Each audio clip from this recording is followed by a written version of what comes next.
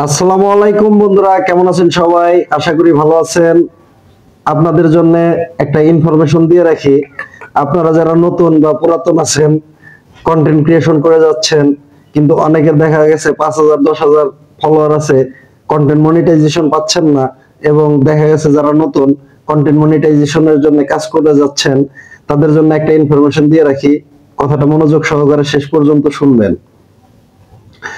আপনারা যারা এখনো মনিটাইজেশন পান নাই, যাদের অনেক বেশি ফলোয়ার আছে, 5-10 হাজার ফলোয়ার, 20,000 ফলোয়ার, কিন্তু কন্টেন্ট মনিটাইজেশন পান নাই, তারা অবশ্যই আপনাদের কন্টেন্ট গুলো চেক করবেন যে আসলে আপনাদের কন্টেন্টের ভিতরে বাচ্চাদের খালি গায়ের কোনো ছবি বা ভিডিও আছে কিনা, আপনাদের নিজস্ব কন্টেন্ট ছাড়া অন্য কোনো কন্টেন্ট আছে কিনা, টিকটক থেকে ডাউনলোড দেওয়া কোনো কন্টেন্ট আছে কিনা, বা আপনার ভিডিও, আপনি ভিডিও করেন নাই, অন্যের ফোন দিয়ে ভিডিও করা সেই ধরনের কোনো ভিডিও আপনার আইডিতে পোস্ট করা আছে কিনা, আপনার কোনো খালি গায়ের পিক পোস্ট করা আছে কিনা, বা খালি গায়ের ভিডিও আপলোড করা আছে কিনা, এগুলো আপনারা অবশ্যই চেক করবেন।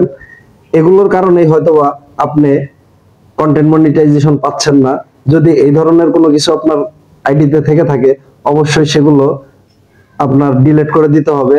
আপনার যত ভিউ থাকুক না কেন, যত এঙ্গেজি থাকুক না কেন, এগুলোকে আপনি ডিলিট না করা পর্যন্ত আপনি কন্টেন্ট মনিটাইজেশন পাবেন না, এটা কনফার্ম। আপনি যদি সেই ভিউ এর মায়া করেন, তাহলে কন্টেন্ট মনিটাইজেশন আপনি পাবেন না। আপনাকে অবশ্যই নিজস্ব কন্টেন্ট প্রেজেন্ট করতে হবে। ফেসবুককে বোঝাতে হবে যে না, এই আইডিটা আপনার, আপনিই রিয়েল, আপনাকেই এটা প্রেজেন্ট করতে হবে ফেসবুকের কাছে। যদি আপনি এটা করতে পারেন, ফেসবুক যদি বুঝে যে না, আপনি লিগ্যাল ওয়েতে আছেন, আপনার লিগ্যাল আইডি, আপনি এই আইডির মালিক, তাহলে আপনার পেজটি কন্টেন্ট মনিটাইজেশন পাবে। দেখেন, অনেক সময় অনেক কম ফলোয়ার্স আলা আইডিও কিন্তু কন্টেন্ট মনিটাইজেশন পাচ্ছে। আসলে যারা পাচ্ছে তাদের আইডি গুলো একবার চেক করে দেখবেন। আপনি অন্যের মিউজিক ব্যবহার করতে পারবেন না আপনি যতক্ষণ না পর্যন্ত কন্টেন্ট মনিটাইজেশন পাচ্ছেন। মিউজিকের লাইসেন্স যতক্ষণ না আপনি পাবেন, ততক্ষণ কিন্তু আপনি অন্যের মিউজিক ব্যবহার করতে পারবেন না। টিকটক থেকে ডাউনলোড দেওয়া কোনো ভিডিও আপলোড করতে পারবেন না। কোনো লোগো আলা ক্যাপকাট দিয়ে যে আপনি ভিডিও এডিট করেন, সেখানে যদি ক্যাপকাটের লোগো থেকে যায়, সেই ভিডিওগুলা আপলোড করেন না।